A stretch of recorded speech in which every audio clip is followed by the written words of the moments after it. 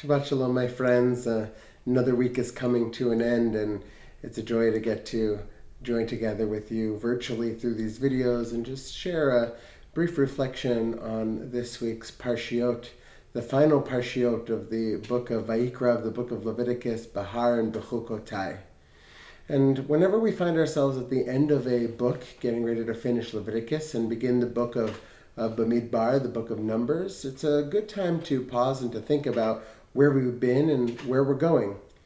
The book of Leviticus that we've been reading for so many weeks is really my favorite book in the Torah.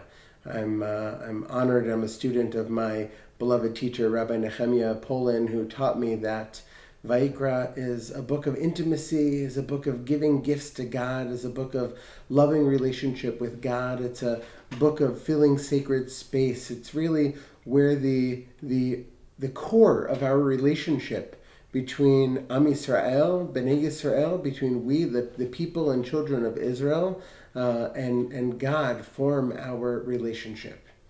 And in fact, there's been a little bit of a joke circulating on the internet I've seen this week that, it was the rabbis, of course, who started this whole pandemic because the rabbis didn't want to have to give drashot on the blood and guts and on the altar and the ritual purities and impurities and so on and so forth that we read about in the book of Leviticus, so they shut the whole thing down.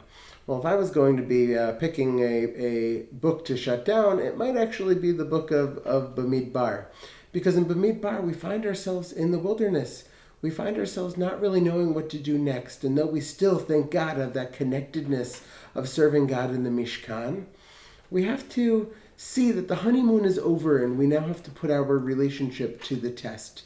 So as I said, it's a good point to think about from whence we've come and where it is that we want to arrive, what exactly it is that we want to do next. And to ask the question, when we find ourselves out there in the whistling and howling of the desert, not really knowing where those voices are coming from, are they right next to us or could they be miles away? What is the compass that we can turn to as we decide which direction we're going to go into next? And I think that this week's Torah portions give us a little bit of a hint as to what it is we should rely upon. The second of this week's Parshiot is Behukotay. Begins with the words, Im Behukotay telechu. All we have to do is follow God's laws and everything is going to be okay.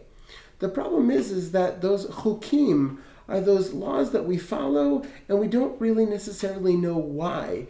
An example of blind faith. The Torah doesn't tell us why it is that we do a chok.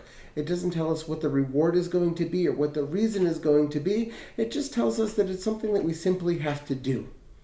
But our Hasidic masters point us to the root of the word chuk or chukim, this chet kuf kuf, which if we remember back to Parshat Ki Tisa is the same action that Moses has to take after the first set of tablets are broken. Moses has to, chet kuf kuf, needs to carve those tablets, Moses' self, himself, for all of us to be able to receive the Aseret HaDibrot, to be able to receive the revelation, to be able to receive these utterances from the Holy One of Blessing.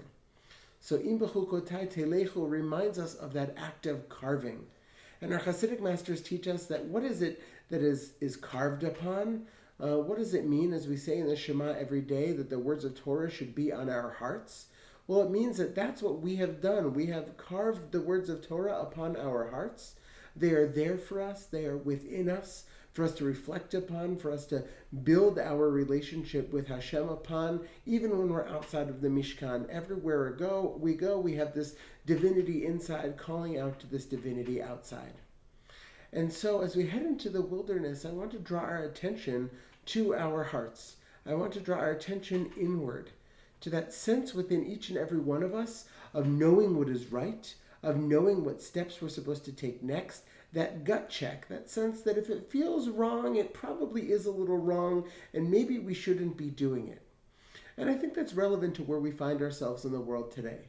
As we continue to fight this pandemic, as we continue to social distance, There are going to be all sorts of decisions that we are going to have to make as we head out into the wilderness of news reports, the wilderness of what's open and what's closed and what's safe and what's not safe, the wilderness of not being rooted in our community, of gathering together in shul, in prayer and learning, that all of that as well exists within us. That if we just listen to our hearts and listen to our own voices, we know what is right and we know what is just and we know what is important and we know what is safe and we know that we're all created in the image of God. And that means that we have a responsibility to ourselves and to one another to take firm next steps. And so my prayer for us this Shabbat is that we have the time to ponder, to reflect those words, those laws, that sacred relationship that is carved within each and every one of our hearts. That we reflect upon it and that we listen to the voices within us telling us what it is that we're meant to do next. Telling us that even as we head out into the wilderness, it's going to be okay. You got this. We can do this as individuals, as families, as a community, as humankind. And so I pray, my friends, that our next steps be firm, that our next steps be decisive, and that our next steps be against the backdrop of this relationship that we've spent so many weeks building with the Holy One of Blessing. I feel that, I'm feeling that in this moment, and I hope that you feel that too going forward. I bless you with a closeness to the divine, a closeness to Hashem this Shabbat, and I pray that it is indeed a Shabbat Shalom. Shabbat Shalom, my friends.